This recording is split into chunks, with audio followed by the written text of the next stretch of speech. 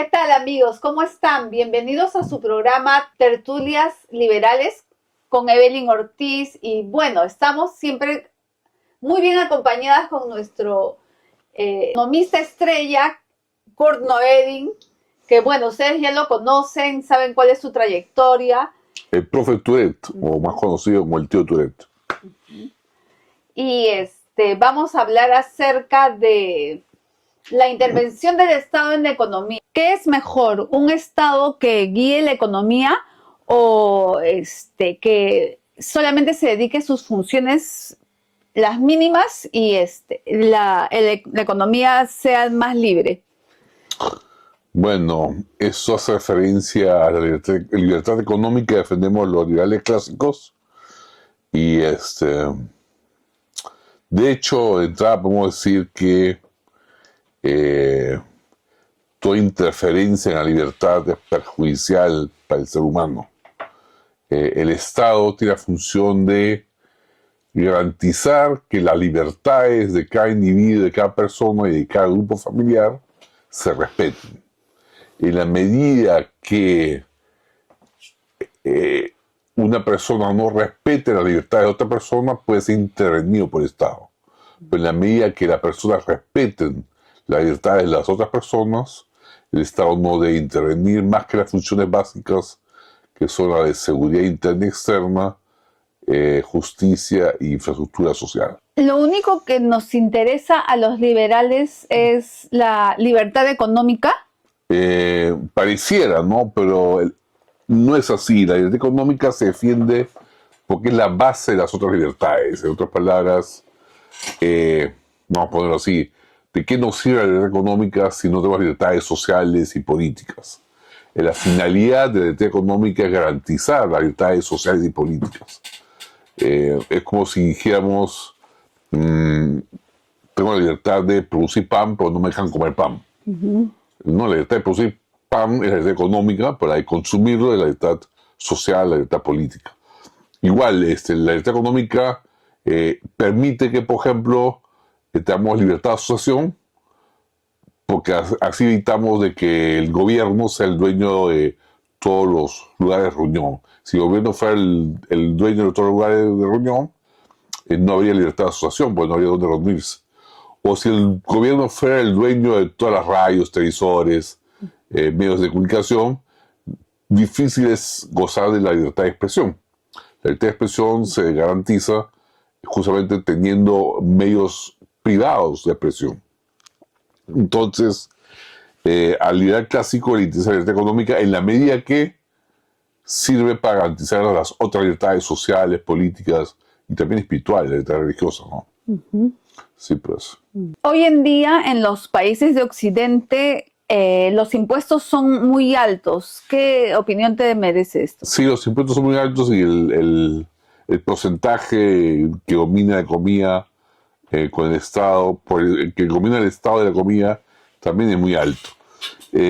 Nosotros, los liberales clásicos, en realidad consideramos que los impuestos tienen su razón de ser una medida digamos, adecuada, porque más allá de esa medida adecuada, que es la que cubre la seguridad interna, externa, la justicia y la infraestructura, es un exceso, es un robo, podemos decirlo así, es una intervención en la libertad, y en esa medida en que excede lo mínimo, es un desincentivo al trabajo y un desincentivo al ahorro. Y si es un incentivo al trabajo y el ahorro, no permite que se implemente ese ciclo virtuoso de ahorro, trabajo, ahorro, inversión, mayor productividad, de nuevo ahorro, trabajo, y se estanca la economía. En realidad, el exceso de impuestos no solo impide el ahorro y el trabajo, o el incentivo al ahorro y el trabajo, sino que frena la creatividad de los empresarios, de los consumidores, de los trabajadores para crear nuevos valores. Es decir, se frena toda la economía. ¿Y qué opinas acerca de la regulación de la sociedad por parte del Estado? Las regulaciones también tienen su lugar de ser en la medida que se debe regular algunos aspectos de la economía, como por ejemplo el que no hayan monopolios, el que se promueva la competencia, o que haya un marco adecuado para que haya competencia y no monopolios, o que se proteja ciertos abusos que explotan a uno u otro agente económico. Pero nuevamente el exceso de regulación o la tendencia a regular demasiado frena la creatividad de los agentes económicos y frena todo el proceso de creación de valor. Es por eso que las regulaciones deben ser mantenidas en un nivel mínimo y evitar que excedan a convertirse en un freno para la economía. Y el balance entre la intervención y la no intervención, ¿cómo queda? Bueno, para los liberales clásicos siempre es terrible que el Estado intervenga demasiado y el balance más a favor de la libertad económica, la libertad civil, la libertad política que a favor de la intervención del Estado. La intervención del Estado tiende a crear desincentivos, como decía, al ahorro y al trabajo, y también tiende a desestabilizar la moneda. La moneda intervenida, como la tenemos hoy en día, una moneda fiat, no incentiva el ahorro, sino lo destruye, porque con tanta inflación, aunque es una inflación baja, como la que tenemos ahora en Perú de 2% anual, sigue siendo una guerrilla de baja intensidad, ¿no? Una inflación de baja intensidad que a la larga, en 20 años, te come la mitad de tu poder adquisitivo, ¿no? O sea, lo que vamos en 20 años de inflación de 2% anual, nos ha robado la mitad de nuestros ingresos, y los ingresos no han aumentado. Entonces, esas intervenciones en el mercado monetario, por ejemplo, hace que se pierda las ganas de trabajar, las ganas de ahorrar. Porque ¿quién ahorra a una tasa de 1% anual cuando 2% de la inflación, ¿no? Tenemos que, por otro lado, el exceso de impuestos a veces es evitado por el gobierno, porque como es impopular, tomando deuda. O sea, el gobierno, en vez de aumentar los impuestos, justamente para evitar perder la popularidad, lo que hace es endeudarse en el mercado de capitales. Y eso es una forma de trasladar los impuestos al futuro. Lo que están haciendo es imponiendo impuestos a las generaciones venideras. Las generaciones actuales están beneficiándose a través del gasto de gobierno a costa de generaciones futuras que van a pagar impuestos en el futuro. Y muchas veces se exceden tanto en endeudamiento que no pueden pagar la deuda del gobierno y se emite inflación, se emite moneda, lo cual crea inflación, y ya sabemos cómo la inflación destruye, lo hemos visto con Alan García, cómo la inflación destruye todo el mecanismo de precios para poder coordinar la economía y al final se termina en un estado deplorable, ¿no? ¿Hay alguna otra variable que maneje el Estado, que la pueda manipular? Sí, hay unas otras variables que maneja el Estado, como los tipos de cambio, y principalmente la principal variable que maneja el Estado a través del Banco Central de Reserva del Estado, un organismo paraestatal, el precio fundamental de la economía capitalista, que es el precio del capital, maneja la tasa de interés, ¿no? La tasa de interés, que es el precio fundamental de un sistema capitalista, en los gobiernos actuales, en los sistemas actuales, es manipulado por el Banco Central de Reserva, no es libre. Si nos damos cuenta que no estamos en un sistema libre, si estamos en un sistema muy intervenido. Y esa manipulación de la tasa de interés nos lleva a crisis continuas, olas de auge y de recesión, que a veces terminan en crisis financieras. Y a pesar de que se trata de tener buena voluntad y mantener los ciclos en un margen adecuado, siempre termina en catástrofes económicas a la larga. Y por eso los liberales clásicos nos oponemos a esa clase de intervención. Y acerca de la salud y educación, ¿piensas que deben estar en manos del Estado? Bueno, esa es una buena pregunta, ¿no? Hay algunos ordoliberales que son del extremo más socialmente a la izquierda de los liberales, que opinan que sí, que la salud y la educación debe estar en manos del Estado. Yo soy un poquito menos ordoliberal, pues sí sostengo que hay que subsidiar la salud y la educación de alguna manera. Pero mi manera de atacar eso es subsidiando la demanda de salud, es decir, el sistema de vouchers para que la gente pobre tenga suficiente ingreso para comprar seguros médicos, y la oferta de la salud es privada, y dando becas en el sistema de educación para los pobres, o sea, en general a todo pobre, todo niño pobre darle una beca de cierta cantidad de plata para que pueda educarse en un colegio privado, siendo la oferta de la educación privada. Así que tú ves que en realidad los liberales clásicos estamos más a favor de una educación y una salud privatizada. También en lo que es bienestar, las políticas de bienestar, la asistencia social, vemos que el Estado le gusta promover la asistencia social a los pobres, pero al final termina todo lo contrario, la gente termina más pobre, dependiendo más del Estado, y los burócratas también terminan dependiendo de esos comedores populares para justificar sus trabajos, ¿no? Tal vez el costo de el servicio estatal es más alto en salud o educación que el privado. De hecho, sí, porque la salud y la educación estatal se monopoliza en el gobierno central y no compite. Y de hecho, cuando algo se vuelve monopólico, el costo, el precio del producto sube. Creo que en este caso el usuario directamente no lo paga, pero lo pagan todos los contribuyentes a través de sus impuestos que subsidian la salud y la educación pública.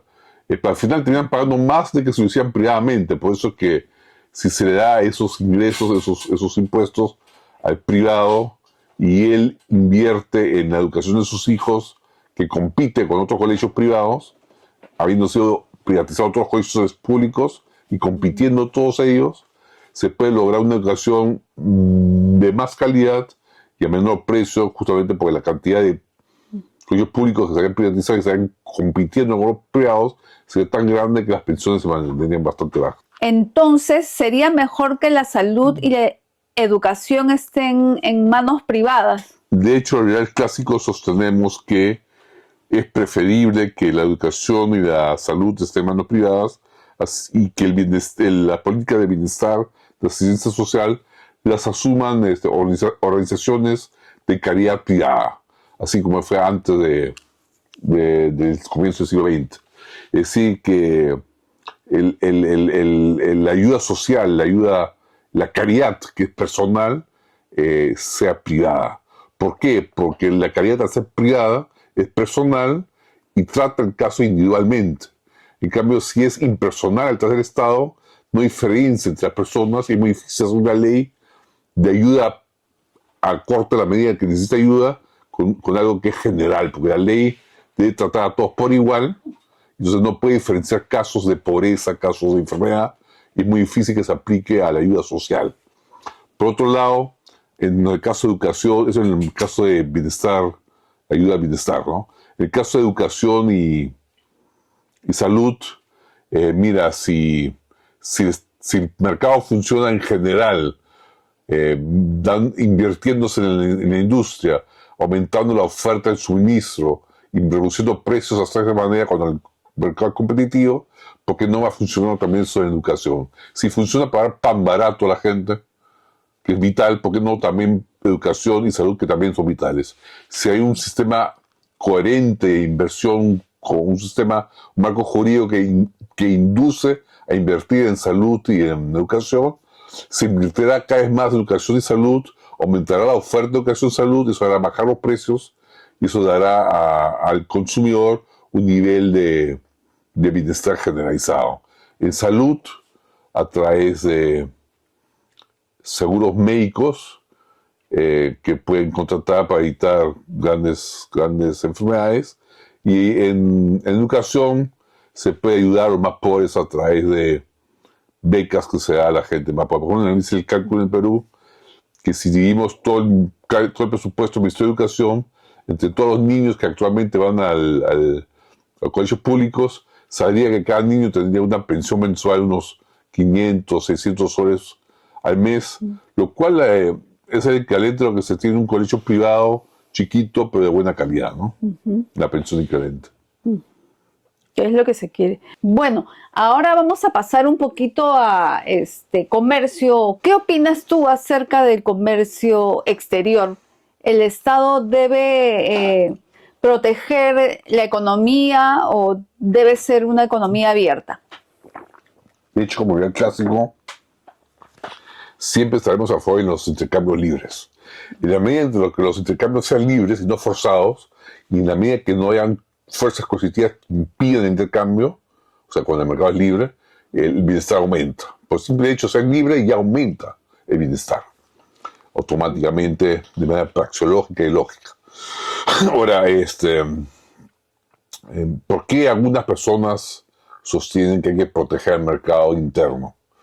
Principalmente lo que dicen es que sin esa protección la industria no se desarrollaría. Y justamente eso es lo que hay que evitar. Hay que evitar que se desarrollen industrias que no son competitivas. Cuando uno no protege el mercado, lo que se desarrolla, la manufactura, como actualmente en Perú tenemos un 15% de manufactura del PBI, tal como en la época más protegida de Velasco, solo que esta manufactura es competitiva. Entonces, cuando no se protege el mercado, lo que surge, la manufactura que surge, la industria que surge, es altamente competitiva a precios internacionales y a competitividad internacional. Cuando se protege, esa industria está enferma de este inicio. Es un niño enfermizo que apenas le abras la puerta al campo, se enferma y se muere. Entonces, otra pregunta es qué hacer con los trabajadores de esa industria protegida en caso que se haga el mercado, ¿no? Muchas veces dicen, no, pero si tú tienes una industria protegida, vas a proteger también los trabajadores y por lo tanto vas a fomentar el trabajo local. Eso es cierto en la medida que se beneficia a la industria local protegida. Por ejemplo, una industria de zapatos que está protegida de los productos importados, efectivamente va a crear puestos de trabajo en esa industria de zapatos de zapateros.